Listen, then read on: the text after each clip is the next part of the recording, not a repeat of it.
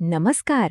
ક્યારે વિચાર્યું છે કે સરકારને સીધા સવાલ પૂછવાની તાકાત ક્યાંથી આવે? ભારતમાં આ શક્તિ આપણને એક કાયદામાંથી મળે છે અને એ છે માહિતી અધિકાર અધિનિયમ 2005.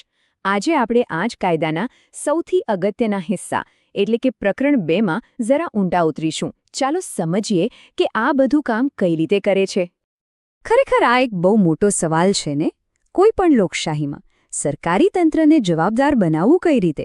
વેલ, આ સવાલનો એક જોરદાર જવાબ આપણને મળે છે આરટીઆઈ અધિનિયમના પ્રકરણ 2માંથી. એક એવું પ્રકરણ જે સત્તા સીધી સામાન્ય નાગરિકના હાથમાં મૂકી દે છે. તો પછી આ આટલી મોટી શક્તિનો પાયો શું છે? એનો પાયો છે પારદર્શકતા. જરા વિચારો, માહિતી મેળવવાનો અધિકાર તો ત્યારે જ સાચા અર્થમાં કામ કરી શકે જ્યારે સરકાર પોતે સામે ચાલીને માહિતી આપવાની જવાબદારી સ્વીકારે. અને બસ આ જ વિચાર કલમ 4નો મુખ્ય આધાર છે. ચાલો આને જરા વધુ ઊંડાણથી સમજીએ. કલમ 4 સાચું કહું તો આખા પ્રકરણનું હૃદય છે. એ સ્પષ્ટ શબ્દોમાં સરકારને કહે છે કે જુઓ, તમારે કશું છુપાવવાનું નથી, બલકે સામે ચાલીને બતાવવાનું છે. અને આ કોઈ મરજીની વાત નથી, આ તો કાયદાકીય ફરજ છે. એક એવી ફરજ જે શાસન કરવાની આખી રીતને જ બદલી નાખવાની ક્ષમતા ધરાવે છે. અહીં જ આ કાયદાની દૂરંદેશી નજરે પડે છે. આ કાયદો એમ નથી કહેતો કે કોઈ પૂછે ત્યારે જવાબ આપો. ના, એ કહે છે કે તમે સામેથી પહેલ કરો. કઈ રીતે? પહેલું, બધા રેકોર્ડ એકદમ વ્યવસ્થિત રાખો, જેથી માહિતી શોધવી આસાન બને. બીજું, એને ડિજિટલ સ્વરૂપ આપો, જેથી ઘર બેઠા કોઈ પણ એને જોઈ શકે. અને ત્રીજું, જે સૌથી ક્રાંતિકારી પગલું છે, લોકો માંગે એની રાહ જોયા વગર જ માહિતી જાતે જ જાહેર કરી દો. આનાથી આખી સિસ્ટમ જ પારદર્શક બની જાય છે ને? તો સવાલ એ થાય કે કઈ કઈ માહિતી સામે ચાલીને આપવાની હોય? ચાલો એક ઉદાહરણ લઈએ. માની લો કે કોઈને જાણવું છે કે એમના વિસ્તારમાં જે નવો રોડ બન્યો એમાં કેટલો ખર્ચ થયો. તો આ કાયદા મુજબ સરકારે આ બધી જ માહિતી પોતાની વેબસાઇટ પર પહેલેથી જ મૂકી દેવી જોઈએ. જેમ કે કોન્ટ્રાક્ટર કોણ હતું, બજેટ કેટલું હતું, ખરેખર ખર્ચ કેટલો થયો અને કામ ક્યારે પૂરું થશે.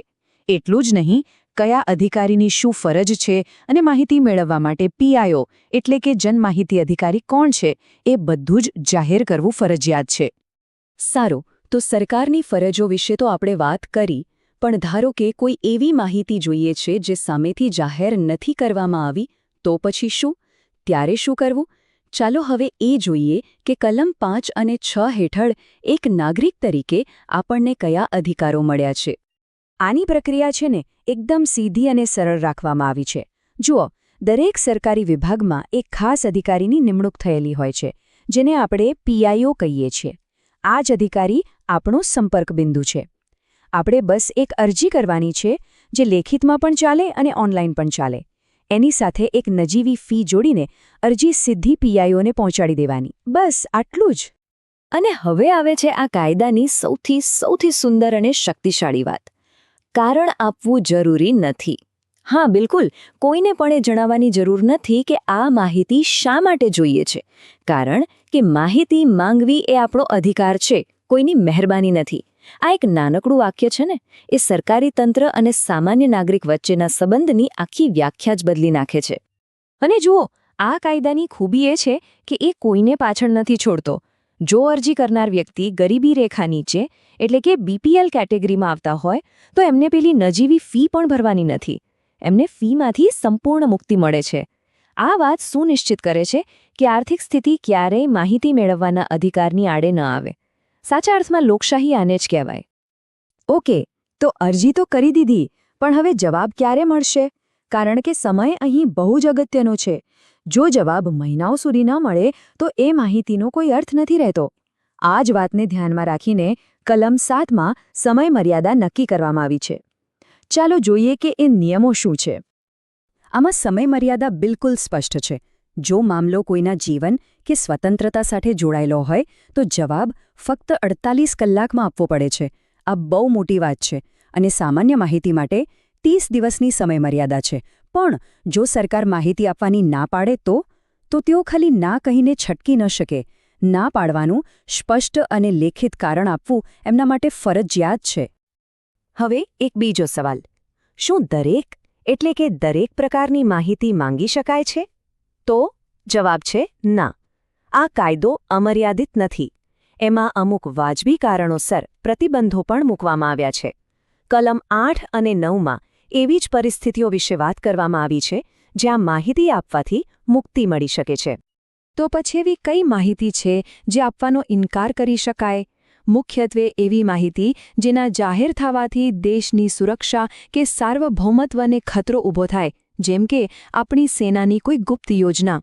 એ જ રીતે કોઈની અત્યંત અંગત માહિતી, દાખલા તરીકે એમના મેડિકલ રેકોર્ડ્સ, જેનો જાહેર હિત સાથે કોઈ સંબંધ જ નથી, એ પણ માંગી શકાતી નથી. એટલે કે આ કાયદો પારદર્શકતા અને વ્યક્તિગત ગોપનીયતા વચ્ચે એક સરસ સંતુલન જાળવે છે. તો અત્યાર સુધીમાં આપણે સરકારની ફરજો જોઈ, અરજી કરવાની પ્રક્રિયા સમજી, સમયમર્યાદા અને અપવાદો વિશે પણ જાણ્યું. પણ આ બધા નિયમો અને કલમોનો આખરે અર્થ શું છે? આ આખા પ્રકરણોનું સાચું મહત્વ શું છે? આનો જવાબ ફક્ત એક જ શબ્દમાં આપી શકાય, અને એ શબ્દ છે સશક્તિકરણ. તો આખરે આ પ્રકરણ 2 આપણને શું આપે છે?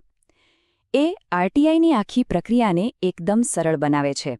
એ સરકારી તંત્રને જવાબદાર બનાવે છે અને આ બંને વસ્તુઓ દ્વારા એ સીધા સામાન્ય નાગરિકના હાથમાં એક જબરદસ્ત શક્તિશાળી હથિયાર મૂકે છે. યાદ રાખજો, આ માત્ર કાયદાના થોડા પાના નથી.